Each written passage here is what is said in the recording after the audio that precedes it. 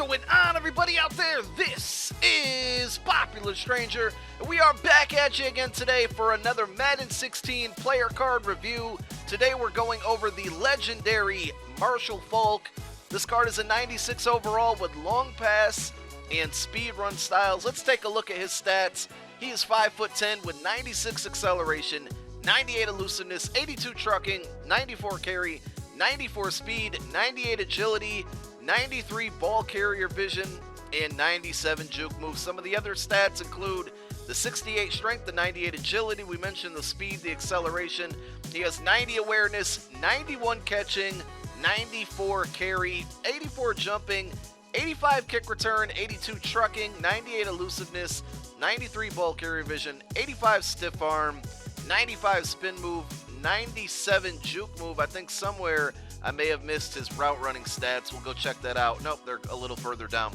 92 injury, 99 stamina, 82 spectacular catch, 90 catch in traffic, 88 route running, and 87 release. So there are the stats. Obviously a really good card, but we got some gameplay clips for you coming up, and we'll talk about the pricing on this card as well. So we're going to start things out by going over the pricing on this card. All of these averages can be found on muthead.com.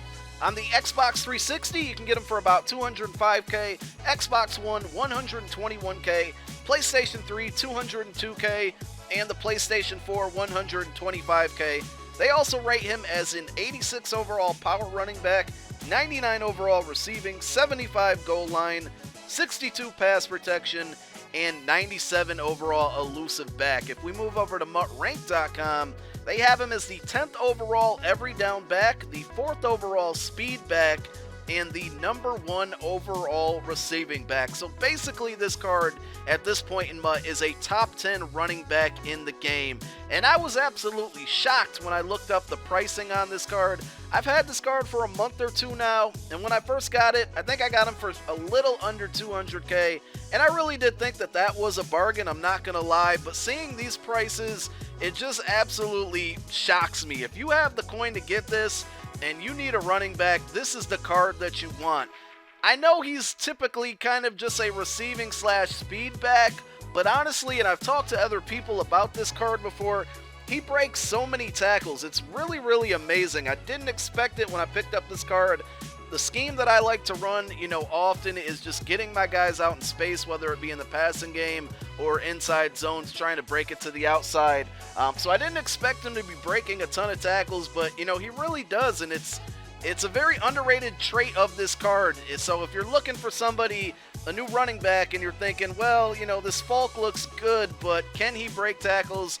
The answer is yes. Now, it does help to pair him up with a really good set of blocking wide receivers and offensive line to get him in space, but that extra ability to make people miss with the jukes and then be able to break off or shove off tacklers, again, is just an added bonus. There were plenty of times where I wanted to go ahead and upgrade this card. I felt I had it for a while. I kind of finished up the clips for the review, and there were new running backs that came out. For instance, the Honors Todd Gurley, there was the throwback Jamal Charles, but every time I compared the new card to Marshall Faulk, sometimes they had better stats, and in certain areas they'd be better, certain areas they'd be worse, but I come back to the pricing and look at it, there's never been a running back versus the price and the performance that I think is worth upgrading. So I'm going to keep this card on my team for a while. If you have the extra coin and maybe you're looking for a second halfback to add to your team, one that you can substitute in passing situations, maybe a third down back, given that he's so cheap right now,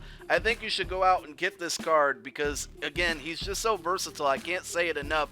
He's my number 1 back, but when I do eventually upgrade, if I get another power back or somebody that's going to be physically running through the tackles or in between the tackles, I'm probably still going to keep this card just to sub him in certain situations. I mean, there's only really a handful of cards that are better than this one.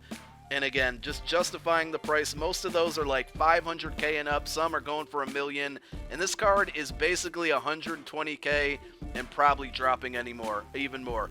I'm going to give this card a 10 out of 10. It's no surprise here. He breaks tackles and he's good in the pass game. Thanks for watching.